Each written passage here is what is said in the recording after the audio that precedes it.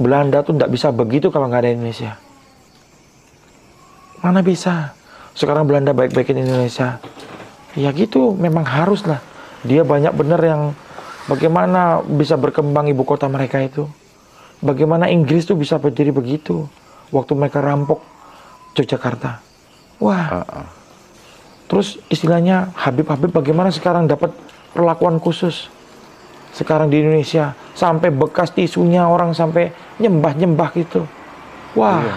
Saya nggak setuju itu. Orang Indonesia, khususnya yang beragama Islam, jangan mau dibodohi. Meskipun mereka ngaku cucu turunannya Kanjeng Nabi gitu ya. Ngomong ini, mungkin ada Habib yang nonton dan lain-lain. Kalau Bapak memang keturunan, kasih panutan yang baik. Jangan ngajarin sampai orang nyembah Bapak. Sekarang sahabat-sahabat sadar nggak sih? Bagaimana kayanya para Habib sekarang? Itu dari uang dari kalian semua. Loh serius. Dari muhibbinnya ya. Iya. Tisu aja harganya ratusan juta. 200 juta katanya ya. Ludahnya berkah. Iya. Saya bingung itu bener-bener. Kok jadi gitu nah. Maksudnya kalau dagang baju apa saya percaya gitu nah. Ini agama loh, kepercayaan. Maksudnya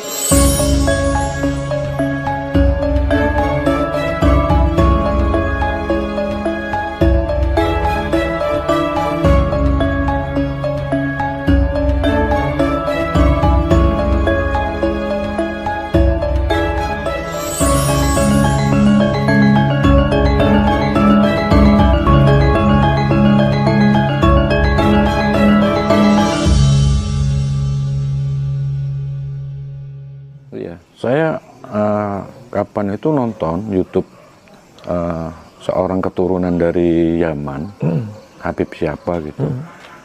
Dia bilang bahwa kalau tidak datang datuk-datuk kami dari Yaman, orang Indonesia, orang Nusantara ini bodoh-bodoh masih menyembah batu, pohon gitu. Padahal kalau dilihat dari Gunung Padang, itu kan usianya kan sudah ribuan tahun sebelum Masehi. Bahkan bisa membangun suatu peradaban yang luar biasa. Tapi mereka mengklaim leluhur kita itu orang bodoh. Gimana itu? Itu saya nggak setuju sekali. Setuju ya? Bayangin teknologi Borobudur aja dibangun di abad sekitar 4 atau 5 Masehi. Bagaimana cara ngangkat batu besar itu ke atas? Bagaimana dibikin perhariannya bagus? Wah, itu luar biasa. Era itu luar biasa. Makanya saya bilang, bukannya Indonesia ini tidak bertuhan di dulu. Indonesia ini tahu bahwa ada Tuhannya tidak berbentuk. Makanya ada agama yang awal itu ada kepercayaan tentang Tuhan, macam-macam itu zaman dulu. Istilahnya bukannya kita itu beda. Indonesia dari zaman dulu sudah tahu bahwa ada pencipta yang tidak berbentuk. Nah, yang animisme, dinamisme itu kan yang di pelosoknya. Yang modernnya. Bagaimana bangun kerajaan kita udah bagus. Perayaan yang dibangun di tiap kerajaan itu bagus sekali. Tatanannya, wah, luar biasa. Jadi, saya nggak setuju itu. Makanya saya bilang, ada dua negara yang klaim terus tentang sejarah kita. Yang satu dari Timur Tengah, yang satu dari India. Selalu masuk dalam sejarah kita. Pasti. Jadi saya kira kan mereka itu lihai juga. Istilahnya memanfaatkan kedekatannya dengan kolonial Belanda waktu itu kan. Iya. Istilahnya ingin merubah pemahaman orang-orang di Nusantara, khususnya di Jawa ini, dengan sarana agama, biar mereka lebih tunduk dan patuh kepada mereka. Bahkan akhirnya kan terjadi sampai sekarang mereka sebenarnya jadi tuan. Iya. Dan kita di sini yang asli pribumi penduduk sini jadi jongos-jongosnya mereka gitu. Gimana komentarnya Kanjeng Budi? Itu benar-benar yang ngomong-ngomong itu. Ini berhasil sukses banget Belanda itu. Mengubah ke depan ini bangsa ini sampai sekarang ini Belanda tuh berhasil banget. Makanya aku bilang Belanda tuh nggak bisa begitu kalau nggak ada Indonesia. Mana bisa. Sekarang Belanda baik-baikin Indonesia. Ya gitu, memang harus lah. Dia banyak bener yang bagaimana bisa berkembang ibu kota mereka itu. Bagaimana Inggris tuh bisa berdiri begitu. waktu mereka rampok Yogyakarta. Wah. Terus istilahnya Habib-Habib bagaimana sekarang dapat perlakuan khusus. Sekarang di Indonesia sampai bekas tisunya orang sampai nyembah-nyembah gitu. Wah, saya nggak setuju itu. Jadi gara-gara Belanda didik kita gitu, jadi masyarakat Indonesia ini nggak terlalu pintar jadinya gara-gara soal itu. Dan kepercayaan itu udah jadinya nggak bisa berpikir gitu. Tapi saya setuju banget dengan adanya sekarang ini mulai pendidikan digeber di mana-mana. Banyak ustadz-ustadz, banyak pendidik baru yang mulai mengubah mereka. Seperti ini, tidak usah jauh-jauh lah kampung saya, Pulau Nias. Dulu sekolah itu mana mau mereka sekolah. Lebih baik di rumah, motong dan lain-lain. Sekarang udah mulai sekolah, udah banyak orang pintar dari sana. Sekarang tiap daerah kita lihat, kalau kita pergi ke Gunung Kidul kemana, kita nggak temuin anak-anak muda mereka. Semua sekolah. Misalnya Sleman. Sleman ini aja mahasiswa ada sekitar 300.000. Bayangin. Makanya saya setuju banget Yogyakarta ini dibikin kota pelajar. Digembleng terus di sini. Tapi tolong kampus-kampus mulai hati-hati. Sekarang banyak banget masuk di situ lagi untuk pembodohan itu lagi. Melalui dosen-dosen dan lain-lain. Melalui dosen? Iya. Bahkan orang yang terpelajar sudah kena doktrinnya mereka. Apalagi orang-orang yang di desa. Iya. Misalnya yang istilahnya sekolahnya nggak begitu tinggi. Kan lebih gampang, lebih mudah untuk dihasut sama mereka. Iya. Jadi memang pinternya Belanda ini bermain nih karena kita ini kan Om banyak kerajaan dulu Om. Dulu sistem kerajaan ini memang neken ke masyarakat tuh tinggi Om. Jadi masyarakat itu hanya sendiko dawu aja Om. Oh ya. Nah itu yang dimanfaatin Belanda tuh Om untuk itu. Lalu disisipin lah. Kan sebenarnya Belanda punya kerjaan maksudnya. Habib itu. Jadi ya sekarang haji lah. Kata-kata gelar haji itu siapa yang bikin Om? Kan Belanda sengaja ya nandain orang pergi ke Arab tuh ditandain. Iya. Jadi begitu. Makanya saya setuju banget dengan guru saya yang almarhum yang Sunan Kalijogo. Mana mau yang guru saya naik haji. Jadi guru saya tuh yang terpenting tuh hati kepada Gusti Allah. Hati kita kepada Gusti Allah itu yang terpenting kalau guru saya ngajar. Sekarang banyak orang mati-matian ke sana dapat gelar haji. Tapi apa yang dilakuin? Bahkan nolong orang juga. Antrinya 30 tahun lebih itu. Iya. Sekarang Om percaya nggak? 5 tahun belajar agama udah bisa jadi ustadz. Mana bisa? 15 tahun dulu kiai-kiai kita tuh 15 tahun belajar baru boleh jadi ustadz. 25 tahun baru jadi kiai. Harus bisa baca semua kitab. Baru bisa. Sekarang tamat kuliah 4,5 sampai 5 tahun udah jadi ustadz ngajar. Wah, saya jadi bingung sekarang tuh. Dia sendiri belum mengalami gitu nah. Ya, susah ngomong sekarang. Terlalu banyak, apalagi muncul dunia media sosial. Kalau kita lagi online jadi malaikat. Habis online bukan malaikat lagi. Lah, serius. Nanti kalau pas ribut-ribut pertanyaan di bawahnya kan ada perkataan, ini hanya hiburan belaka. No. Jadi susah ngomong sekarang nih Om. Banyak banget sekarang ustadz dadaan muncul di YouTube dan lain-lain Om. Coba dah Om lihat. Banyak bener. Karbitan banyak bener. Nanti begitu angin bertiup, hilang. Muncul baru lagi. Om bayangin ya sekarang. Di setting nih. Oh, dia bayar kru nih. Untuk jadi setan-setan di mana? Dia bikin nih. Di TikTok tuh. Saya tidak sebut ya. Di odok-odok tuh. Gini. Wah, keluar setannya. Orang nontonnya berapa banyak Om? 1 jutaan, 2 jutaan Om. Nah, yang nonton tuh orang pinter Om. Udah tahu, tapi masih nonton juga. Itulah Indonesia, unik kan Om? Saya senangnya di situ. Jadi, misalnya, kayak channel kita lah, ngajarin tentang bagaimana orang jadi manusia yang benar. Bagaimana apa yang bisa orang pilah tentang yang di hidup ini salah atau benar. Nah, kalau kita kalah, oh ada orang yang cepat maju yang cuma tipu-tipu didandanin jadi setan. Lo bayangin Om, padahal di sini kan edukasi, mengubah orang dan lain-lain. Bingung nggak? Iya. Tapi memang nggak gampang kalau merubah doktrin dogma yang sudah tertanam ratusan tahun. Itu nggak mudah. Apalagi mereka jualannya tuh nasab, mengaku turunan Nabi. Nah, orang di Islam sendiri khususnya itu kan ya takut kalau misalnya tidak nurut sama beliaunya, kan takut istilahnya mencederai kecintaannya dengan Kanjeng Nabi. Iya. Alasannya pakai itu. Iya. Gimana itu? Kira-kira cara upaya agar rakyat kita agar lebih pinter lah dikit.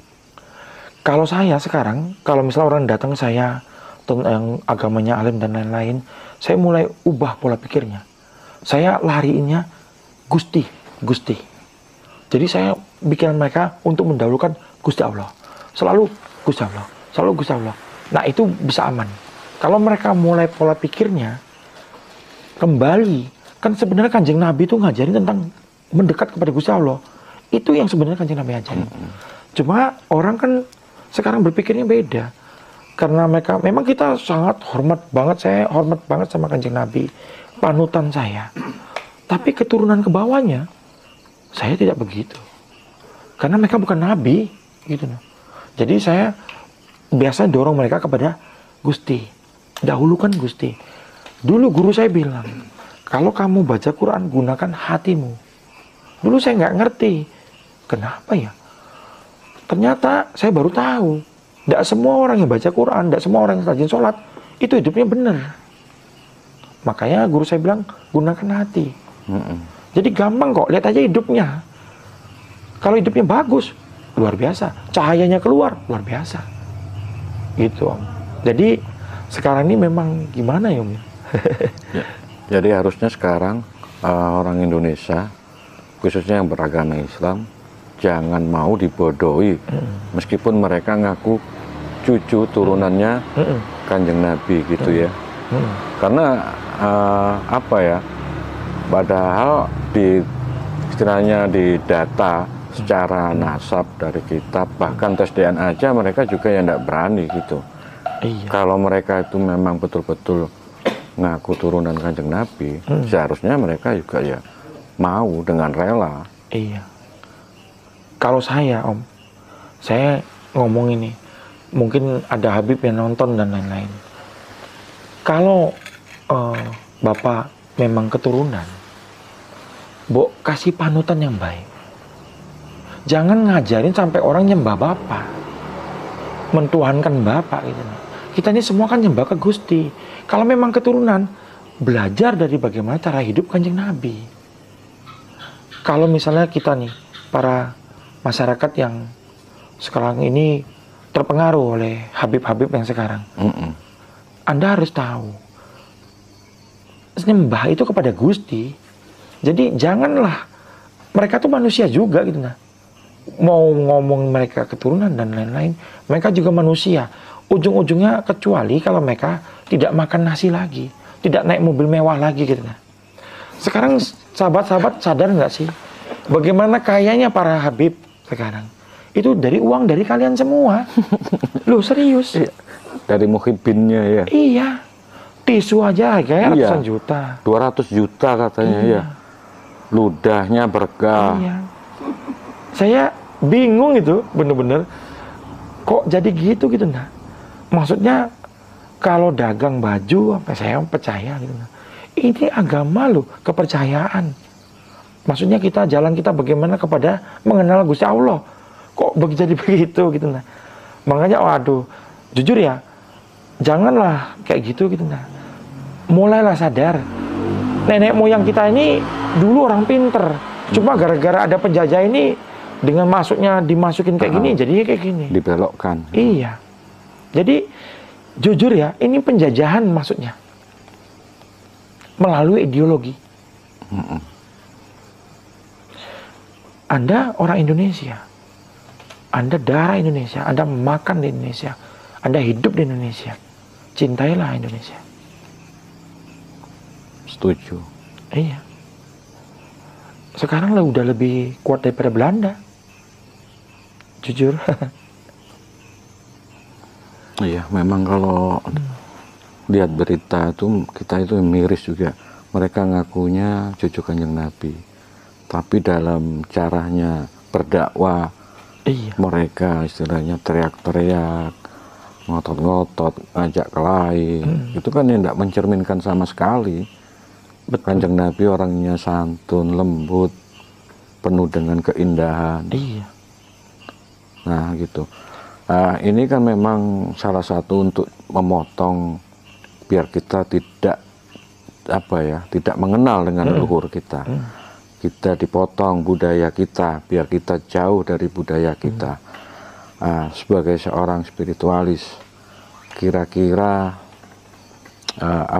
upaya dari para spiritualis itu untuk kedepannya bagaimana langkah-langkahnya, kira-kira mungkin bikin suatu gerakan apa gitu. Jadi susahnya tuh gini, Om. Karena tidak semua Habib tuh melenceng, Om. Jadi banyak juga Habib yang bagus. Tapi saya inginnya tuh organisasi agama yang besar itu yang duluan mulai pergerakan. Karena mereka diem, problemnya di situ aja. Jadi gini, beberapa keturunan dari yai-yai terhormat kan semua diem. Sudahlah, lebih baik enak nonton kayak misalnya guru istilahnya Gus Baha. Kan enak, Gus Baha ngupas tentang bagaimana Quran, ayat bagaimana. Kita kan jadi dapat untuk kita berhidup gitu. Nah, jadi yang selama ini kan saya lihat pengajaran tentang cerita aja, ini aja gitu. Nah, ya maksudnya gimana ya? Mulailah cari pengupasan tentang Quran untuk bagaimana kita pakai dalam kehidupan. Kalau cerita tentang sana sini ngelantur ya susah ngomong saya jadinya. Ya, tapi saya berharap dengan generasi berikutnya ini berbeda, Om. Udah mulai pendidikan mereka, udah mulai main media sosial, udah mulai berubah. Mungkin karena generasi yang kemarin ini belum ketuker aja, Om. Nanti kalau udah bertuker dengan generasi yang baru, mulai hilang ini, Om. Kita mesti sabar sedikit aja. Makanya generasi milenial ini nanti naik, berubah itu. Oke, mungkin 2045 yang digadang-gadang menjadi Indonesia emas itu mungkin di situ nanti mungkin anak kita atau cucu kita nanti akan melek, sudah sadar bahwa selama ini kita itu dibodoh-bodohin di rumah sendiri sama mereka yang notabene mereka hanya pendatang gitu. Nah, iya, silakan. Seperti ini, Om. Kan orang banyak nertawain tuh Pak Prabowo, kasih susu, makanan sehat dan lain-lain. Tapi sebenarnya itu benar, Om. Banyak sekarang kurang gizi. Banyak orang kurang banget itu, Om. Memang benar itu, Om. Saya aja dulu jarang minum susu, Om. Iya, serius. Jarang makan bergizi, Om. Jujur, kadang-kadang makan nasi ini lagi, sayurnya tidak. Sebenarnya beliau diketawain, tapi sebenarnya bagus itu, Om. Bukannya saya pendukung atau gimana ya, tapi memang bagus.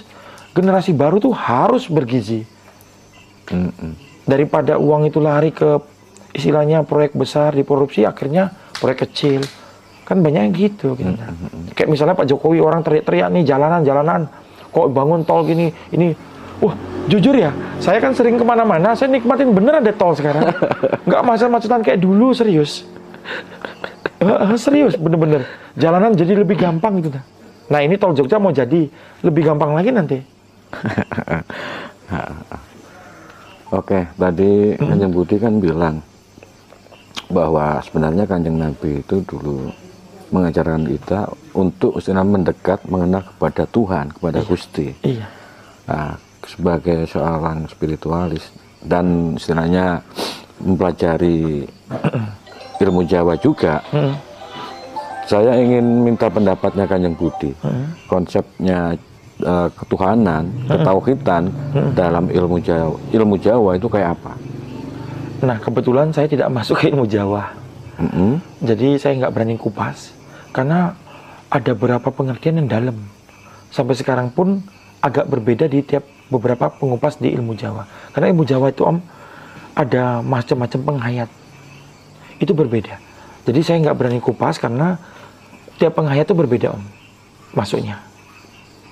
Jadi kalau pendapat saya aja di luar ilmu Jawa saya berani ngomong. Oke, nggak apa-apa. Jadi kalau ketuhanan, konsep ketuhanan bagi saya Karena gini Om, basicnya saya kan dari agama dulu. Jadi terus saya jalan ke non agama. Jadi ketuhanan tuh bagi saya itu adalah pembimbing atau istilahnya rujukan dari tingkah laku saya, kehidupan saya. Jadi sebenarnya bagi saya ketuhanan itu contoh saya, gambaran saya untuk saya ikuti gitu.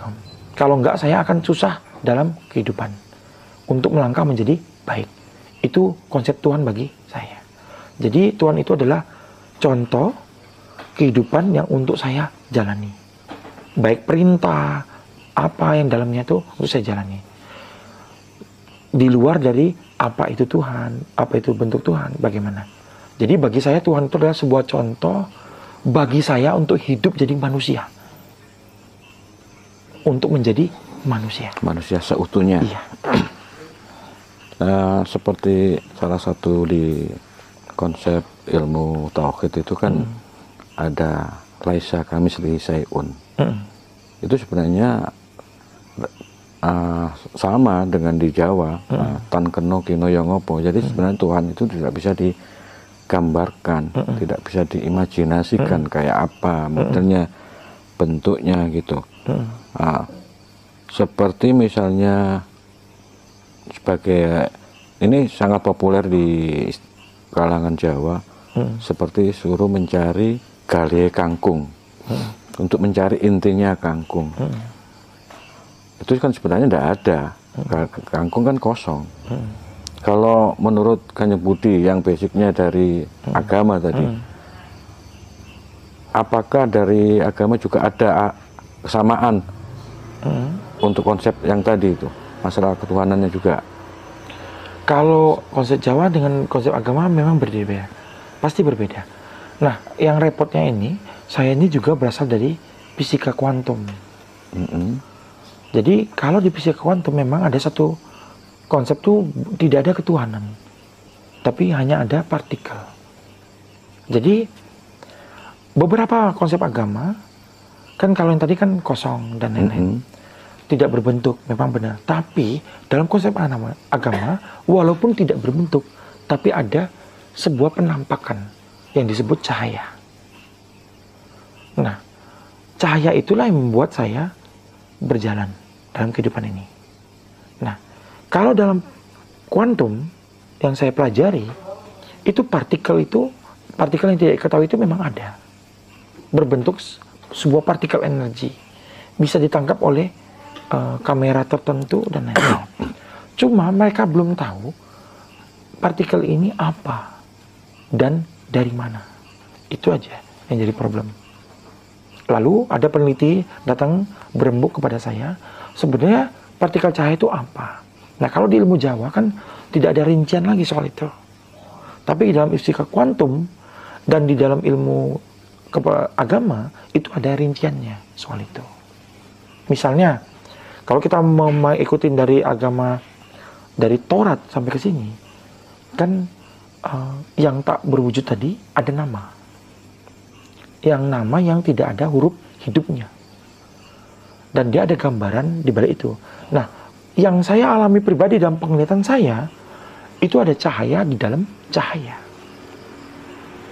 Jadi, sesungguhnya ada wujud cahaya. Begitu. Karena manusia ini tidak bisa nyembah sesuatu yang sama sekali tidak ada. Tidak bisa.